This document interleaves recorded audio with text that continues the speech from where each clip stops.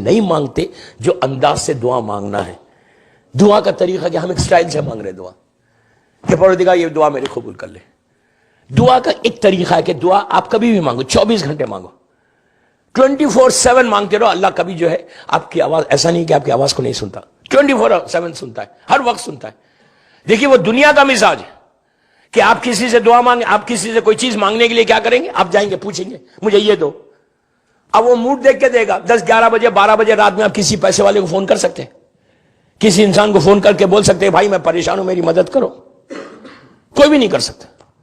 Time دیکھ کے phone کرنا پڑتا, ٹائم دیکھ کے بات کرنا پڑتا. وہ کہتا ہے رات کے اندھیرے میں مانگو دوں گا, دن کے اجالے میں مانگو دوں گا, سوتے ہوئے مانگو دوں گا, چلتے ہوئے مانگو دوں گا. یہی کہا کہ 24 گھنٹے. اللہ کہتا ہے کہ سب سے زیادہ جو مجھے پسند ہے وہ میرا بندے کا مانگنا پسند ہے. دوست انسانوں کے سامنے ہاتھ پھیلاؤ گے نا تو عزت جائے گی, اس کے سامنے ہاتھ پھیلاؤ گے تو عزت ملے گی. آپ کسی کے سامنے ہاتھ پھیلاؤ ایسا آپ کی عزت چلے جائے گی, لیکن اس کے سامنے مانگنے سے وہ کہتا ہے میں عزت کو بڑھا دوں گا. میں میرے پاس آ کے صرف مانگتے رہو. مجھے کہتا ہے مجھے بندہ وہ بہت پسند ہے جو مجھ سے مانگتا ہے, اب اس سے زیادہ کیا چاہیے. وہ بڑا میرے پاس آؤ, لیکن اس کے پاس ڈائریکٹ مت جاؤ, وہ معصومین کے وسیلے سے جاؤ, معصومین کے وسیلے سے جاؤ. کبھی ڈائریکٹ جانے کی, ڈائریکٹ صرف شیطان ہی کیا تھا تو شیطان بن گیا. ہاں ہمیشہ ہمیشہ کوشش کرو کہ معصومین. کون سی دعا کس سے مانگنا؟ آخرت کے لیے اگر مانگنا ہے کہ میری آخرت بخیر ہو, جس کے بارے میں ہم کبھی سوچتے بھی نہیں. ہم تو سمجھتے ہیں یہی ہماری دنیا ہے, پوری زندگی یہی ہے. سب سے زیادہ جو اہم دعا ہے نا وہ آخرت کی, یاد رکھو. اس لیے کہ یہ زندگی کا بھروسہ ہے. یہ زندگی کتنی ہے, 60 70 80 برس. 60 کے بعد تو سب بونس میں ہی رہتے ہیں, پھر نہیں ریٹائرمنٹ ہے. پتہ نہیں آپ کے پاس کتنے کب ہے ریٹائرمنٹ. گولف میں تو 60 کے بعد ریٹائرمنٹ ہے, وہاں پہ تو پھر بونس شروع ہو گیا. جتنے دن رہ گئے 70 80 90 برس, اس کے بعد ختم ہو گیا نا زندگی. کتنے سال رہنا ہے پھر نیچے, اس کے بارے میں ہم نے سوچا. اللہ کا رسول کہتا ہے دعا کس سے مانگنا وہ سنیں. یہ عجیب طریقہ ہے دعا, آپ کسی سے بھی مانگے دعا قبول ہوگی, لیکن معصوم کا, اللہ کے رسول کا بتایا ہوا طریقہ کہ دعا کون سی دعا کس سے مانگنا. ہم ایک سٹیج تک رہیں گے زندہ, اس کے بعد کیا ہوگا, ختم ہو جائیں گے. آخرت کے لیے ہمیشہ اچھی دعا مانگو, کہ ہمیشہ نہ دعا کرو اپنے مجلسوں میں کہ پروردگار میری آخرت لائف آفٹر ڈیتھ اچھی رہے. اس لیے کہ وہ سب سے بڑی زندگی ہے, وہ اتنی بڑی زندگی ہے کہ اس زندگی کے بارے میں کوئی بول ہی نہیں سکتا. مثال کے طور پہ اگر آج کوئی مر گیا, کتنے سال رہے گا نیچے, 100 برس, 1000 برس, 10,000, 1 لاکھ, 1 ملین, 1 بلین, 1 ٹریلین, نہیں معلوم کسی کو نہیں معلوم کہ ایک آدمی مرنے کے بعد اپنی خبر کے اندر کتنے سال رہے گا. کوئی روایت نہیں ہے, میں ذمہ داری سے بول رہا, کوئی قرآن کی آیت نہیں, کوئی قرآن کی آیت نہیں. معصوم کو صرف معلوم ہے, اللہ کو معلوم ہے, اس کے علاوہ لیکن بتایا نہیں. کوئی روایت نہیں کسی معصوم سے کہ ایک آدمی مرنے کے بعد اپنی لحد میں اپنی خبر میں کتنے سال رہے گا, 10,000, 20,000, 1 لاکھ, 10 لاکھ, 1 کروڑ, کتنے سال, nobody knows. اندر رہنا ہے, وہ آخرت بخیر ہونا. پھر یہ مولا علی کا جملہ کہ اپنی لحد کو جنت کے باغوں میں سے ایک باغ بناؤ یا جہنم کے حصوں میں سے ایک حصہ بناؤ. یہ مولا کہہ رہے ہیں, میں نہیں کہہ رہا. مولا کہہ رہے ہیں کہ وہ حصہ وہ جو جگہ. اس کے بعد وہی علی آگے بڑھ کے کہتا ہے, دنیا کو دیکھ کے کہتا ہے کہ دنیا تیرا مزہ, تیرا ٹیسٹ اتنا کم ہے کہ زبان پہ ذائقہ رہ جاتا, زندگی ختم ہو جاتی. آپ انصاف سے بولے ہماری لائف کیا ہے, کوئی گارنٹی ہے لائف کی؟ ایک لمحے کی گارنٹی نہیں ہے. یہی چیز تو ملک الموت نے اللہ کے رسول سے معراج میں کہا تھا کہ جب رسول نے پوچھا کہ تیرا ایکسپیرینس کیا ہے, تو وہی اس نے پلٹ کے کہا کہ اے اللہ کے رسول, مجھے حیرت انسان پہ ہوتی ہے کہ جو ایک لمحے کے لیے موت کو نہیں روک سکتا, پھر غرور کس بات کا ہے, کس بات کا تکبر ہے بابا, کس بات کا. کوئی چیز تمہارے ہاتھ میں نہیں. ہماری زندگی کیا ہے, اب یہاں بیٹھے باہر نکلے کے ختم ہو سکتے, لیکن اس کے بعد ہمارا کتنا بڑا ایگو ہے, ہماری کتنی بڑی بگ نوس ہے, ہم کسی کی بات مانتے ہی نہیں. یہی کہا, یہ مولا نے کہا کہ آخرت کے لیے. اللہ کا رسول کہتا ہے تم اگر آخرت کے لیے دعا مانگنا ہے تو تم میرا واسطہ دو, میری بیٹی فاطمہ کا واسطہ دو, میرے دونوں بیٹے حسن اور حسین کا واسطہ دو.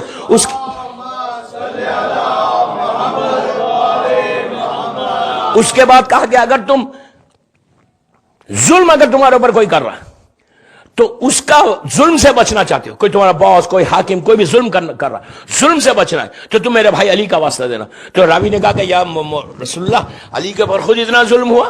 انہوں نے کچھ نہیں کہا, تو کہا وہ میرے اور علی کے درمیان معاہدہ تھا, ورنہ دنیا دیکھتی کہ علی اپنے ظالم سے کیسا بدلہ لیتا. دنیا دیکھتی ہی کہ علی کیسا بدلہ لیتا. اس کے بعد کہا تیسری چیز کہا کہ اگر تم شیطان سے بچنا چاہتے اور تو تم میرے چوتھے وارث کا واسطہ دو. اگر تم علم میں اضافہ، نالج میں اضافہ کر لینا چاہتے، یہ بچوں کے لیے بہت اچھا ہے کہ دعا مانگنے کے اسکول کالجز جو بچے جاتے ہیں، نالج میں علم اضافہ کرنا چاہتے، دنیا اور آخرت کی نالج، تو میرے پانچویں اور چھٹے وارث کا واسطہ دو. اگر تم مصیبتوں میں گھر جاؤ تو تم اگر واسطہ میرے ساتویں وارث کا واسطہ دو. اور جب تم سفر پہ جاؤ تو میرے آٹھویں امام کا واسطہ دو. اور کہا کہ اگر تم رزق میں برکت چاہتے ہو، رزق میں برکت کہ تم لے رہے ہو 10,000 اور برکت ہو 1,00,000 کی، تو رزق میں برکت چاہتے ہو، حلال رزق میں، تو کہا کہ روز 100 مرتبہ صلوات پڑھ کے میرے 9ویں وارث کا واسطہ تقی جواد کا. اس لیے کہ آپ کا لقب جواد ہے. جواد کے معنی ہے بے مانگے عطا کرے. جو صفت اللہ کی ہے جو کافر کو بھی دیتا مومن کو بھی دیتا، وہی صفت 9 امام کی ہے کہ وہ بے مانگے عطا کرتے. جواد کا معنی وہ ہے. تو کہا اگر رزق میں برکت چاہتے ہو کہ زبردست تمہارا رزق ہو جائے، اور یہ عجیب بتایا ہوا طریقہ اللہ کے رسول کا کہ 100 ٹائمز اگر روز صلوات پڑھ کے تم 9 امام کی بارگاہ میں ہدیہ کرو تو اللہ تمہارے رزق میں برکت عطا کرے گا. اس کے بعد کہا کہ اگر تم عبادت میں شوق چاہتے ہو تو میرے 10ویں اور 11ویں وارث کا واسطہ، 10ویں امام اور 11ویں امام کا. اس کے بعد کہا کہ تم مصیبتوں میں گر جاؤ، موت اپنے ہاتھ کو لے کے گردن پہ رکھا. اللہ کے رسول نے رکھ کے کہا کہ اگر موت آ جائے تمہارے اوپر اور تم حق پہ ہو، اگر اس وقت تم میرے قائم کو پکارو گے تو قائم اسی وقت آ کے تمہاری مدد کرے گا. تو یہ طریقہ دیکھیں. پھر میں ایک بات روک کے بول رہا ہوں، ایسا نہیں ہے کہ آپ کسی معصوم سے مانگو ملے گا. 14 تو بہت بڑی بات ہے، ان کے غلام فیضا خمبر سے مانگو عطا کرے گا، ایسا نہیں ہے کہ. لیکن یہ طریقہ بھی بتایا معصوم کا ہے کہ دعا ایک عجیب نعمت ہے، لیکن دعا مانگتے وقت یہ سوچنا ہے کہ ہم کیسے مانگ رہے ہیں. اور دعا کا جو بہترین ٹائم ہے نا مانگنے کا، وہ کئی اوقات جب 2 ٹائم ملتے ہیں. فجر کا وقت سب سے اچھا وقت تہجد کا وقت ہے جب دعا قبول ہوتی، یا ظہر کا وقت جب ملتا ہے، ظہر کا وقت وہ اچھا وقت ہے، مغرب کا وقت ہے، اور پھر آدھی رات کا. اور اس کے بعد کہا کہ اگر حاجات تمہارے پورے نہ ہو تو تم غسل کرو، صدقہ دو، صدقہ دے کے 2 رکعت نماز پڑھو، کہ نماز پڑھو اللہ کی بارگاہ میں حاجت کی. اور دعا کے لیے یہ کہا گیا کہ تسبیح زہرا، تسبیح زہرا ایک گفٹ ہے ہم کو جو شہزادی کونین سے ہمارے پاس ہے. وہی تسبیح جو ہم نماز کے بعد پڑھتے. ہر پریشانی کے لیے تسبیح زہرا بہتر. کوئی عمل کرنے جا رہے، کوئی پریشانی میں جا رہے، کوئی انٹرویو کے لیے جا رہے، کوئی اپنے بزنس کے لیے جا رہے، آپ یعنی کوئی اینی تھنگ اگر آپ وہ پڑھے. اور پھر بے اولاد اگر ہے، اس کو اولاد چاہیے تو نماز شب کی دعا. اس لیے کہ نماز شب میں اگر کوئی اولاد کے لیے دعا کرتا ہے، کیوں؟ مولا علی نے جناب عباس کو تہجد میں مانگا تھا، نماز شب میں مانگا تھا. تو اس لحاظ سے لڑکے کے لیے بہترین دعا ہے کہ نماز شب پڑھے اور اس کے لیے دعا کرے. اور لڑکی کے لیے بھی نماز شب ہے، اس لیے کہ امام حسین نے بی بی سکینہ کو نماز شب میں مانگا تھا. تو بے اولاد کے لیے کہا گیا کہ اگر نماز شب پڑھ کے کوئی دعا کرے تو اس کی دعا قبول ہوتی. 3 چیزیں اور بتائی گئی. میں صرف دعا وہ چیزیں بتا رہا کہ جس چیز سے آپ کی دعائیں قبول ہوتی ہے، کہ ایک مقصد کوئی ایک بھی اس پہ عمل کر لینا اور آپ آزما کے دیکھیں کہ یہ عمل کرنے کے بعد کیسی آپ کی حاجات پوری ہوتی. تیسری چیز جو دعا کے لیے بتائی گئی، 3 چیزیں، یہ ٹوٹل پیکیج ہے. یہ پیکیج امام زمانہ نے ہم کو دیا، جل اللہ تعالیٰ فرجہ شریف. یہ زمانے کے امام کا بتایا ہوا طریقہ، اور یہ عجیب طریقہ ہے. امام کہتا ہے کہ اگر کوئی شخص مصیبت میں آ جائے، پریشانی، وہ شخص جس شخص کو آگے بتایا تھا وہ اس کے سامنے موت تھی بالکل، یعنی صبح ہوتی اس کو موت آ جاتی، قتل کر دیا جاتا. تو اس کے لیے کہا کہ یہ طریقہ تہجد صلاۃ اللیل کا 3 دفعہ کا، صلاۃ اللیل صلاۃ اللیل صلاۃ اللیل. عجیب دوستو، یہ عجیب نماز ہے. آپ 11 رکعت نہیں پڑھ سکتے، مت پڑھو. ہر نماز وقت پہ پڑھنے کا اجر ہے. یہ جتنا لیٹ پڑھیں گے اس کا اجر زیادہ ہے. آپ رات میں 10 بجے سو رہے، پڑھ کے سو جاؤ. 9 بجے سو رہے ہیں، بستر پہ جا رہے ہیں، 9 بجے پڑھ کے سو جاؤ، کوئی حرج نہیں ہے. 11 رکعت نہیں پڑھ سکتے، 3 رکعت پڑھو. 2 رکعت شفا، 1 رکعت وتر. بٹ ایکسٹراڈنری نماز. نماز شب پڑھنے والا کبھی ایسا نہیں رہتا، ہمیشہ کبھی نہیں رہے گا. رزق کے پیچھے نہیں چلے گا، رزق کے آگے چلے گا. رزق اس کے پیچھے چلتا ہے. تہجد پڑھنے والا تہجد. اور ایک بات میں روک کے بولوں میں آپ کو، ہم تو ایام محرم میں ہے نا، ایام اعزاء ہے. آخری جو وصیت امام حسین کی، آخری وصیت، یعنی پورا گھر لٹ گیا، بچے شہید ذبح ہو گئے، چوتھے امام کے پاس آ کے سلام بھیج دیا، بہن سے رخصت ہو گئے، بالکل خیمے کے دروازے کے پاس پہنچے، بہن کو سینے سے لگایا، شہزادی کو ماتھا چوما. شہزادی رو رہی تھی. وصیتیں کر کے آخری وصیت کیا کی؟ بہن مجھے تہجد میں نہیں بھولنا. اب آپ اس کا اندازہ لگاؤ کہ مظلوم امام کی. اس سال بامبے میں نے بتایا پورا بامبے پڑھا، لاکھوں آدمی نے اس نماز کو پڑھا. ایٹ لیسٹ میں نے کہا کہ آج کے دن پڑھ لو شام غریبہ میں. شام غریبہ کی حسین کی وصیت ہے، آخری وصیت کہ مجھے تہجد میں نہیں بولنا. اگر ریئلی ہم اور امام حسین کے لیے کچھ کرنا چاہتے, really want to give some gift, تو یہ گفٹ دے دو حسین کو, کہ پہچان بتائی گئی دعاؤں کی قبولیت کے لیے. عجیب جملہ ہے. اسی مظلوم امام کہتا ہے کہ وہ جھوٹا ہے وہ جو یہ کہتا ہے کہ میرے رزق کا پرابلم ہے اور نماز شب پڑھتا ہے. عجیب بات ہے. تہجد مومن کی پہچان. اس کا دوسرا فائدہ کیا ہے؟ آپ مثال کے طور پہ اورلینڈو میں تہجد پڑھ رہے, اس میں 3 چیزیں اور ملتی ہیں. اس میں آپ کی لائف بڑھتی ہے, لائف کا سپین بڑھتا ہے. مثال کے طور پہ آپ کی لائف 60 ایئرس کی ہے, آپ 80 ایئرس ہو جائیں گے آپ کے. اور یہ نماز ایک ایسی ہے دعاؤں کے لیے کہ اس میں رزق, ہر بیماری سے آپ انسان, اولاد کے لیے, رزق کے لیے, پریشانیوں کے لیے, سٹریس کے لیے, آنے والی بیماریوں کے لیے, ہر پریشانی کے لیے.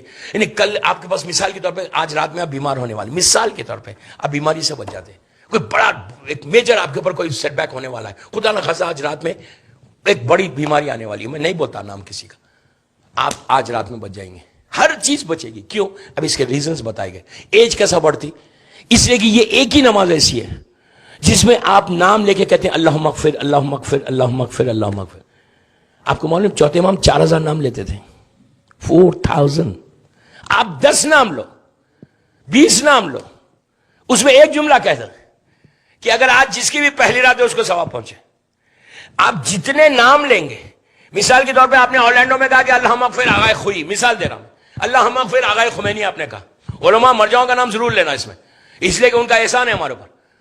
آپ کہتے ہیں اللہم اغفر علامہ ہلی, مثال کے طور پہ آپ نے کہا, آپ نے جیسے ہی کہا آپ نے یہاں کہا اللہم اغفر آغائے خمینی کہا, جیسے ہی کہا وہ تو وہاں خم میں, آپ نے یہاں کہا کن فیکن کا معاملہ, جیسی آپ کی زبان سے کلمات نکلے. روایت کا جملہ 70,000 رحمت کے فرشتے, 70,000 رحمت کے فرشتے پہنچتے, اور پہنچ کے ان کو بتایا جاتا کہ وہ پوچھتا ہے مردہ کی رحمت آئی کیسے, تو بتایا جاتا ہے کہ اورلینڈو میں فلاں مومن نے تیرے لیے یہ نماز شب پڑھ کے تیرے لیے دعا کی.